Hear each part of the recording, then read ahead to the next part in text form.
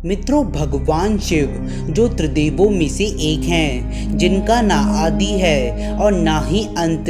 मित्रों, जिस प्रकार ब्रह्मदेव ब्रह्मलोक में निवास करते हैं, नारायण वैकुंठ लोक में निवास करते हैं, ठीक उसी प्रकार भगवान शिव कैलाश पर्वत में निवास करते हैं। परंतु यदि आप भगवान शिव के भक्त हैं तो आपके मन में कभी ना कभी यह प्रश्न तो अवश्य आया होगा कि आखिरकार भगवान शिव को शमशान निवासी क्यों कहा जाता है, क्यों वे शमशान घाट में निवास करते हैं, हमारे श्रेष्ठ देव का शमशान घाट में क्या कार्य। इन सभी बातों का उत्तर स्वयं भगवान शिव ने ही दिया है। इस वीडियो का स्रोत हमारे विश्वसनीय महाकाव्य हैं, जिससे आपको भी उनके शमशान में रहने का वास्तविक कारण पता चल सके। वीडियो की शुरुआत करने से पहले एक बार कमेंट सेक्शन में हर हर महादेव अवश्य कहिएगा। आपके अपने चैनल हिस्ट्री ऑफ गॉड में आप सभी का बहुत बहुत स्वागत है। अगर आपने अभी तक हमारे चैनल को सब्सक्राइब नहीं किया तो हमारे चैनल को सब्सक्राइब कर दीजिए, इस वीडियो को लाइक कर दीजिए, बेल आइकन आएगा उसे ऑल पे सेट कर दीजिएगा ताकि हमारे लेटेस्ट वीडियो सबसे पहले आपके पास पहुंचे। मित्रों, महाभारत के अनुशासनिक पर्व अध्याय 141 में वर्णित एक वृतांत के अनुसार देवी उमा भगवान शिव से पूछती हैं कि प्रभु स्वर्ग लोक में अनेकों प्रकार के सर्वगुण संपन्न निवास स्थान हैं, परंतु आप उन सभी स्थानों को छोड़कर आखिर शमशान घाट में क्यों निवास करते हैं। वह स्थान तो हमेशा केशों और हड्डियों से भरा रहता है।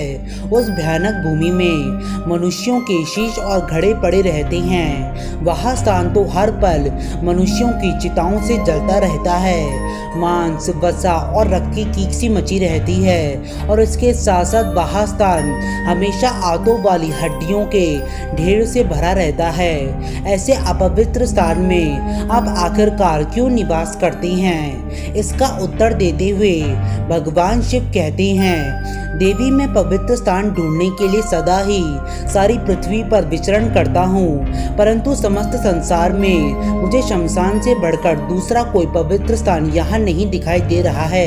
इसी कारण से सभी स्थानों में मुझे शमशान घाट सर्वाधिक प्रिय है और वही स्थान है जहाँ पर मेरा मन सबसे अधिक रमता है। देवी वे शमशान भूमि बरगद की डाली से आच्छादित और मुर्दों के शरीर से टूटकर गिरी हुई पुष्प मालाओं के साथ विभूषित होती है। देवी, वे मेरे भूतगण शमशान में ही रहते हैं। इन भूतगणों के बिना मैं कहीं पर भी जा नहीं सकता। वे शमशान का निवास ही मैंने अपने लिए पवित्र और स्वर्गीय माना है। वे परम पुण्य स्थली है। पवित्र वस्तु की कामना रखने वाले हर उपासक उसी की उपासना करते हैं। देवी, इस शमशान भूमि से अधिक पवित्र दूसरा कोई स्थान नहीं है, क्योंकि वहाँ मनुष्यों का अधिक आना जाना नहीं होता, इसलिए वह स्थान पवित्रतम माना गया है। प्रिय, वे वीरों का स्थान है, इसीलिए उसे मैंने अपना निवास बनाया है। वह मृतकों की सैकड़ों खोपड़ियों से भरा हुआ है।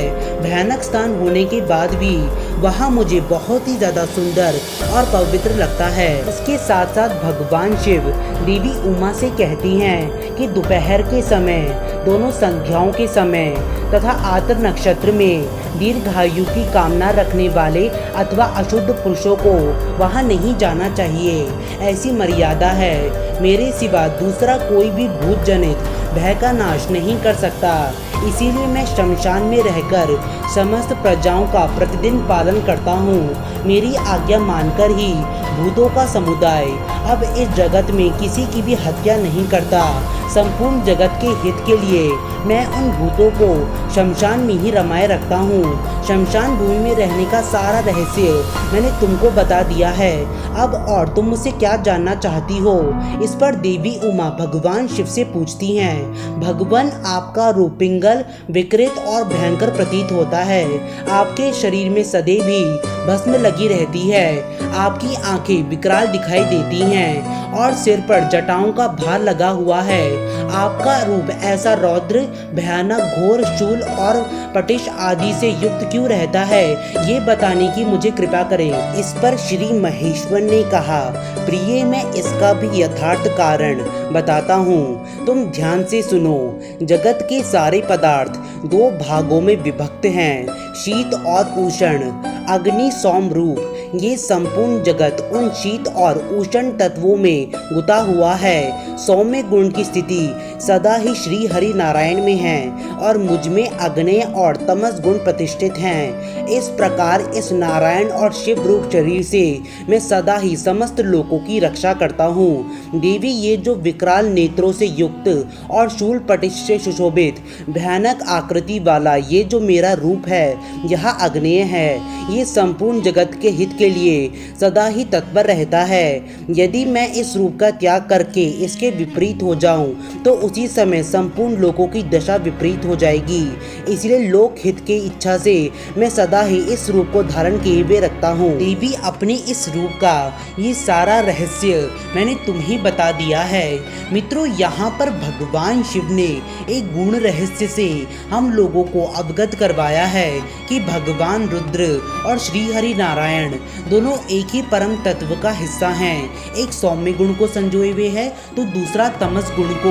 मित्रों, इसी कारण से भगवान शिव श्री हरि नारायण को अपना आराध्य मानते हैं और श्री हरि नारायण भगवान शिव को अपना आराध्य मानते हैं, क्योंकि वे जानते हैं कि वास्तविकता में और सत्य रूप में तो दोनों एक ही हैं। इससे सुंदर अनुभूति नहीं हो सकती कि हमारे देवी सब कुछ हमारे लिए ही करते हैं। नारायण और महेश्वर राय को शत शत नमन है। मित्रों, आशा करते हैं कि आप सभी को हमारी यह वीडियो पसंद आई होगी। यदि पसंद आई है तो वीडियो को लाइक कर दीजिए और चैनल को सब्सक्राइब कर दीजिए, क्योंकि हमारे चैनल में सनातन धर्म से जुड़ी गई सारी जानकारी हम सीधा आप तक पहुंचाते हैं।